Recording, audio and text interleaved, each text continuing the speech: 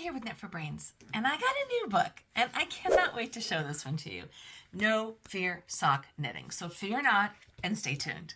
My besties over at Dave & Charles said, yes, please, come by and we'll give you some books to check out. So take a look, see where we went. When in the UK, what else do you do but you look at the absolute favorite publisher, David & Charles? We're going to get to go inside and get to meet the people. Oh my goodness.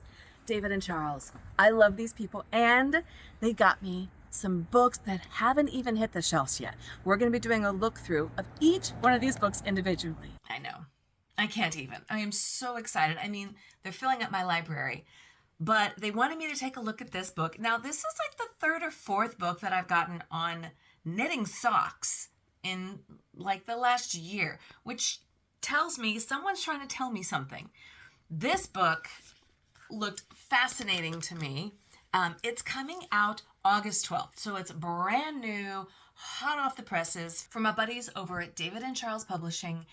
And this book, for some reason, is like really kind of resonated with me. I think a lot of people are afraid of socks. I mean, when you think about it, if you buy the yarn and all the time you spent, a lot of people are going to say, just go out and buy the darn socks. Like, why do you want to knit them? But there's a whole other camp that is like bonkers for knitting socks. There's like the doodle company where you can like doodle, you can make little figurines and add little patterns into the socks. I mean, it kind of goes a little cuckoo. So there's got to be somewhere meeting in the middle. And I am all about the challenge. And so when I saw this No Fear Sock Knitting, I thought, well, that kind of speaks to me. So this book has just come out by Denise DeSantis. Let me tell you what else I liked about her. I was reading about the author. All right, so she and I think we're like kindred spirits. She is a past massage therapist. I am a past massage therapist. I now teach yoga. She was a labor support doula. I was a labor support doula person. I was like, okay. And we love knitting. And in 2020, she started her No Fear Sock Knitting course on YouTube. So part one of this, because I think part two is I'm going to have to get Denise on this channel. But in the meantime, let's take a look at this new book. And this is going to take you all the way back to step one. So whether or not you've ever knitted socks before, or whether you're like, I've been doing it for a while, but I just want to make sure I'm doing it right, I think this book is really going to help you. So it talks about the introduction, but I think it's going to break it down piece by piece. So the first thing in here is getting started. The expert in anything was once a beginner. I would agree with that. What do I need to knit socks? One of the things I love about David & Charles books is the way that they're laid out from the beginning, the supplies. What do you need? Now, I know a lot of books will do it, but this one just seems to make it it kind of covers all the bases, like nothing is left unturned, and yet it's very approachable. It's not high and lofty up here where you have to kind of put on your big brain hat to try to figure it out. It's very approachable. So it talks here about yarn. Now, you guys know I talk a lot about yarns to use for socks and how you got to make sure that there is some nylon in the sock because you got to have that stretch to it. Now, I know there's another school of thought, another camp where people make socks out of wool and no other materials. So I know that you can do both. You can do like a wool nylon blend, or you can do a straight up wool sock. The yarns that I pick out from my socks are always nylon and superwash merino wool or wool. So this one here, these are all from Knit Picks. This is 75% merino wool and 25% nylon because I like to have a little bit of that give. Plus, we're here in Southern California. There's a lot of days I don't have to wear socks, but when I do wear them, I probably want them a little bit on the lighter side. But maybe you live somewhere on the East Coast where wool is your bag, get it? Bag of wool, and you really want that nice warmth. So it really just kind of depends. But I think you got to have something where it's going to be able to hold its shape. So it talks here about nylon versus no nylon, which I thought was really interesting in the book, and that's why I wanted to bring up that little tidbit. Then we've got, like the different things you need, your stitch markers and your scissors and what kind of needles. Do you do it on double pointed needles or are you going to do it on circular needles? Like, what are you going to do? This page I thought was pretty interesting, where it literally talks about the anatomy of the sock. So you've got your cuff, You got your leg of the sock, and that's going to depend, the size of that's going to depend on whether you want an ankle sock, a knee sock, or anywhere in between. You got your heel, which a lot of times we do decorative. Then you're going to have your instep, which is the part that goes across the top of the foot. Then the actual foot, and then you got your toe, which is also going to be your decorative. You can add decorations in a lot of different places, but those are primarily the different areas. So I like that it really broke it down into the different parts of the sock. And then it talks about what's a vanilla sock, which is the most basic type of sock, which is just one color straight on the board. And if you're going to do that, okay, then maybe you want to go to Walmart or Target or whatever and buy your socks. Maybe, or maybe you just really get excited about doing like a white sock. But here it talks about how do I knit the socks from the get-go. Here we've got 2 circular needles, using the magic loop, using the double pointed needles, or 1 short circular needle. This I've never done before. I currently have a sock on the double pointeds. I oftentimes use the magic loop, and that's if you're going to go like toe up. And then I also will oftentimes go from double pointed over to the circular needles. And then depending on how many I've got, like when you're starting to reduce your stitches, sometimes that's hard, and then I switch back over to double pointed. So it just kind of depends on what I'm doing. What stitches are on what needle, so I think that's going to break it down there. Should I knit toe up or toe down? I think it's up to you, but here it talks about it. The pros and the cons of each. So that's fantastic. And then we got your planning. I hate planning because, planning is like gauges for me. I don't like gauging, but it's important. It says take one step at a time and do not be afraid to look up unfamiliar terms or techniques, or even substitute a technique for one you're more comfortable with.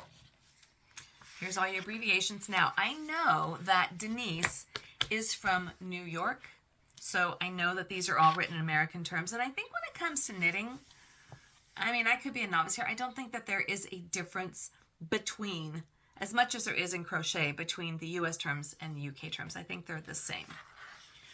As far as the count of the stitches and so forth and things like that.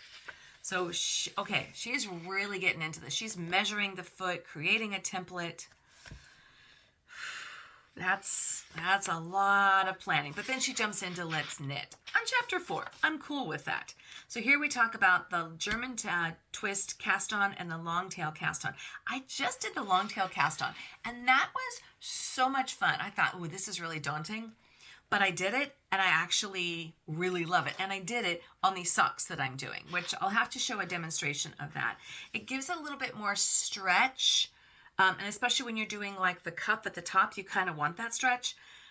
Once you get the hang of it, it's really easy. But it was a little daunting when I was trying to figure it out in the beginning. Then I got it going. I was like, oh my gosh, hello. This could be my new magic circle. All right. What to do next? What are the cuff options? You got the 2-2 rib, 2x2 rib rather, the 1x1 rib, the twisted rib, or the garter stitch. I typically do a 2x2, which is knit 2, purl 2, knit 2, purl 2, but you can do a lot of different things that you want to do here. Now it says the fun part. All right, is knitting a heel scary? Yeah. For me, it's scary. It's scary. It's just no, absolutely not. The heel is not scary at all. It's the fun part. Okay, I think I like her. I don't know why she says it's fun, but she says it's all good, so I trust her. Picking up stitches and dropping stitches, and I know how to do all that kind of stuff. All right, knitting in the shadow wrap. Wow, this is really getting into the nitty-gritties. Toe up, heel flap, and gusset. Different heel issues, because sometimes you got holes in the heels, because you're skipping stitches and adding, it can be a little bit kooky. All right, on your toes, people. What are the toe options?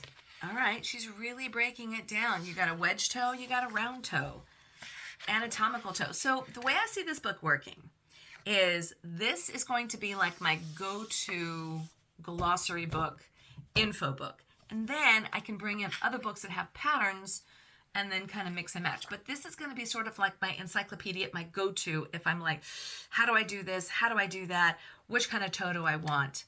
So I think this is going to kind of be my workhorse book. That's how I see this working. finish line. So what's left? Grafting. Should you wash your socks to block or not to block? I did just buy some wooden blockers. I did, because I was like, I'm going to be doing socks. I'm going to be doing a lot more socks. Chapter 9, we have tips and tricks. How can you improve? How can you improve? Buy this book. Buy this book, first off. That's what I think you can do to improve your knitting game and your sock game. Just buy the book. I think a lot of people like socks because they're fun and they can be fast if you know what you're doing. And honestly, once you get going with just the knitting and the round, it is mindless. It is probably my favorite thing to do while I'm watching TV, because there is no, for what I'm doing right now, there is no pattern. If you're going to be doing color blocking or adding in like a doodle pattern or something like that, when you're going to be changing yarns, then you might have to be a little bit trickier with that. So here is the No Fear Shorty Socks. This is similar to what I'm doing right now. But not exactly. I was going to, my leg is going to be a little bit longer than that. Then we're going to have the Rising Up socks. So this is a toe-up sock.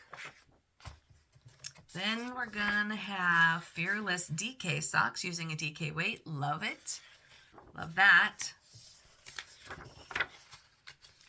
Socksploration socks. Okay. So this one here, she's using Bliss Base Sample in the Cozy Knitter in the Season of Love. So that's different colors. Could actually be a self-striping. It could be like these guys. These guys are from Knit Picks, and this is a self-striping. You can see how the stripes are going to be longer, so when it comes out, it's going to have some nice long color blocks in it, if you will. She used a lot of earthy tones, easy ankle socks. Now, that's a very utilitarian sock. I could actually see myself wearing those socks quite a bit. All right, I'm going to be a sock pro. I'm going to be a sock monster when this is all done. Seeds of Color socks. So there's a little bit of the color blocking happening up in there. I am assuming it looks like it. Helical socks. That's kind of cool.